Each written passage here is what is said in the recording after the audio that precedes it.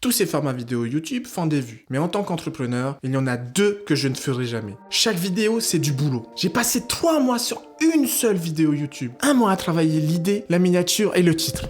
1 mois à bosser le script et les plans vidéo. 1 mois à monter le tout. Je publie, confiant. 39 000 vues, je suis content. Mais aucune vente, aucun client, aucune rentrée d'argent. 3 mois de boulot pour rien. À quoi ça sert de se donner pour faire des vues si à la fin, je n'ai aucun client? Pour ne plus jamais répéter cette douloureuse expérience, j'ai passé les 6 derniers mois à comprendre et analyser les fondamentaux d'une vidéo qui donne envie de devenir client. Et comment, en fonction du format, ça serait plus ou moins efficace. Dans cette vidéo, je vais t'expliquer pourquoi il y a 2 formats que je ne ferai jamais, leur alternative et mes meilleurs formats pour avoir le maximum de clients. Du coup, comment créer une vidéo qui donne envie de devenir client? Imagine t'as mal au dos. Tu tombes sur 2 vidéos YouTube. La première vidéo, c'est un monsieur en tenue sport qui marche et qui raconte d'une voix stressée une histoire de mal de dos. Tu vas sur son site et tu vois qu'il offre une consultation payante, mais sans aucune précision. La deuxième vidéo, c'est un monsieur en blouse blanche, assis devant son bureau, avec son diplôme de médecin du dos sur le mur. Il t'explique pourquoi tu pourrais avoir mal au dos et comment avoir mal tout de suite à la maison avec une voix détendue. Tu vas sur son site et tu vois qu'il a une consultation payante pour arrêter complètement d'avoir mal au dos.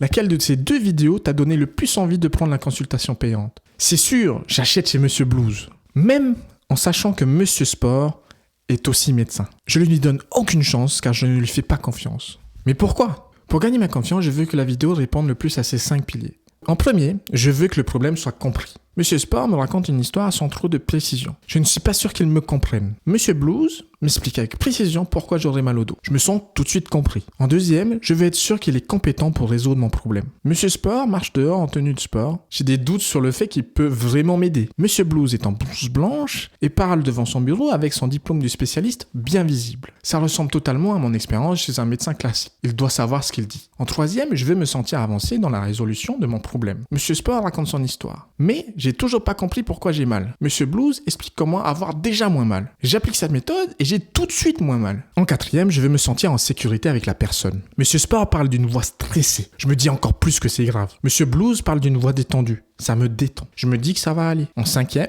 je veux que mon problème soit résolu. Monsieur Sport a une consultation payante, mais sans autres détails. Je ne sais même pas s'il va me soigner le dos. Je vais aller voir ailleurs. J'ai mal, j'ai pas le temps. Monsieur Blues, il a une consultation pour ne plus avoir mal au dos. J'ai mal et je pense que ça pourrait être la solution. Je prends. Donc, Monsieur Sport n'a pas su me donner confiance. Alors que Monsieur Blues a répondu à toutes mes attentes. Et il m'a donné envie de soigner mon mal de dos directement chez lui. Créer une vidéo qui donne envie de devenir client, c'est faire comme Monsieur Blues. On doit montrer dans chaque vidéo que le problème est compris en donnant les détails de la douleur, que l'on sait ce qu'on dit avec des preuves, qu'on va les aider avec des pistes de solutions, qu'on est authentique en créant une réaction émotionnelle positive, et le dernier, que la solution, notre offre payante, soit alignée avec le problème de la vidéo. On montre qu'on est la bonne personne, mais la confiance, ça ne se construit pas en une seule fois. Pour certaines personnes, ça prend 2 vidéos, mais pour d'autres, 50. Mais on peut accélérer ça en fonction du format, du style de nos vidéos. Mais tous les formats ne se valent pas. Donc, quels sont les mauvais et les bons formats? En se basant sur les piliers de confiance pour devenir client, il y a 2 formats que je ne ferai jamais. Le premier, le format vlog. C'est la vidéo avec Monsieur Sport qui montre sa vie en vidéo. C'est sympa pour se divertir, mais si j'ai mal au dos, direct je passe. En regardant les piliers de confiance d'un vlog, est-ce que le problème est compris? Non, Monsieur Sport va pas me faire un diagnostic détaillé en plein vlog. C'est pas trop classique. Est-ce qu'il a des preuves de ses compétences? Alors oui, ça peut être possible si Monsieur Sport nous montre en train de diagnostiquer un patient en plein vlog ou passe à travers son cabinet médical. Est-ce que le blog nous fait avancer sur notre problème? En général, non. C'est un format lifestyle, c'est purement divertissant. Comment on fait pour savoir ça? C'est qu'on n'est pas là à prendre des notes en regardant la vidéo. Est-ce qu'on ressent quelque chose dans le vlog ou une émotion? Alors en général, oui, parce qu'en fait, dans un vlog, on comprend là où il vit et sa personnalité. On a l'impression d'être proche comme un ami. Dans le format vlog, est-ce qu'on a envie d'aller sur son offre? Ben là, pas du tout. Parce qu'on n'a pas de problème, on n'a pas de valeur, et donc on n'a pas confiance pour aller sur son offre.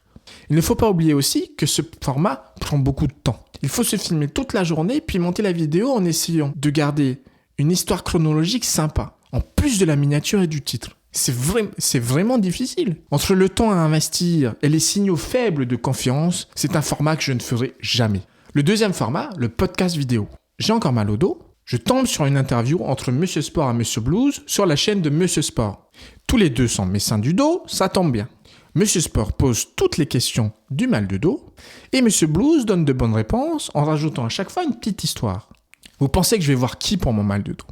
En regardant les signaux de confiance, est-ce que mon problème est compris? Bah oui, j'ai mal au dos. Est-ce qu'ils sont compétents? Bah, c'est deux médecins du dos. Est-ce que ça m'a fait avancer sur ma solution? Oui, parce qu'en écoutant ces deux médecins parler, j'ai appris des techniques pour avoir moins mal au dos. Est-ce que je me suis senti en sécurité? Oui, encore plus avec les petites histoires. Est-ce que j'irai voir une consultation payante pour ne plus avoir mal au dos parmi un de ces deux médecins? Oui, sans aucun problème, j'achète. Tout me fait confiance. Mais voilà, j'irai chez Monsieur Blues. Alors que la vidéo était sur la chaîne de Monsieur Sport. C'est Monsieur Blues qui donne des bonnes réponses. C'est lui qui donne des solutions à mon problème. Monsieur Sport aurait fait sûrement des vues. Mais c'est chez Monsieur Blues que tous les clients iront. Parce que c'est Monsieur Blues qui répond et qui donne toute l'étendue de ses compétences. Et du coup, qui donne envie de devenir client. Pas Monsieur Sport. Donc, je ne veux pas être la personne qui pose les questions mais qui n'a pas de clients. C'est pour ça que je ne ferai jamais de podcast vidéo. Mais il y a deux alternatives à ça. Première alternative au podcast, ne pas être celui qui pose les questions. Si j'ai mal au dos, je cherche à ne plus avoir mal au dos. Donc, je vais chez un médecin pour qu'il me donne des réponses et qu'il me soigne. Dans un podcast, c'est la même chose. Monsieur Sport, qui dirige la conversation, est là pour poser les mêmes questions que tu aurais dans ta tête en ayant mal au dos. Mais c'est Monsieur Blues avec ses histoires de passion, ses exercices et ses méthodes qui va pouvoir t'aider à avoir plus clair et te soigner. Donc, on ne doit pas être celui qui invite, mais qui se fait inviter. En étant invité, on parle à un nouveau public. En donnant de bonnes réponses à un problème, on montre tous les signaux de confiance. Si la personne veut résoudre ce problème activement, elle deviendra client chez la personne qui a donné toutes les réponses. Deuxième alternative au podcast, le format hybride. J'invite Monsieur Blues sur mon podcast et au lieu de seulement poser des questions, je peux très bien approfondir certaines de ses réponses ou raconter une de mes histoires pour montrer également mes compétences et ma personnalité. Je peux le faire en direct, ce qui est le mieux, mais c'est le plus difficile. Mais il faut être capable de ne pas couper la dynamique de l'invité. Parce que les meilleures réponses sont souvent celles qui sont à la fin, au moment où on est le plus à l'aise. Ou, au lieu de le faire direct en plein podcast, j'attends que le podcast soit fini et je rajoute mes réponses en post-production au montage. Le podcast hybride est une bonne alternative pour inviter d'autres autorités tout en gardant la confiance et le client. C'est un format efficace pour moins se prendre la tête, surtout au niveau du script et de se filmer. Mais il dépend principalement d'avoir des invités et donc un format qui ne dépend pas que de nous. Donc pour être plus autonome, je me tourne vers ma liste de mes meilleurs formats pour attirer le maximum de clients. Chacun de ces 4 formats suivants sont idéaux pour appliquer les 5 piliers de confiance. Mais ils se différencient par le temps que ça prend à les faire et ils se spécialisent sur différents piliers. Premier format, le grand classique, le format Facecam, qui va être mon format principal. C'est Monsieur Blues dans son bureau à te faire un diagnostic. Grand classique, simple et efficace. Mais c'est aussi le plus utilisé. Donc on doit montrer qu'on est capable d'être différent. Par exemple, en accentuant les émotions avec une histoire ou de l'humour. Ou en accentuant la valeur à travers des méthodes faciles et actionnables. Le deuxième format, le deep dive, ou plus ou moins le format analyse. C'est Monsieur Blues qui t'explique avec détail le pourquoi du mal du dos et les détails des solutions possibles. Un format qui prend pas mal de temps et d'efforts. Montage, script, se filmer. Un format que je pense faire quelques fois pour aller vraiment en profondeur dans un sujet. Le troisième format, le live. C'est une expérience en direct.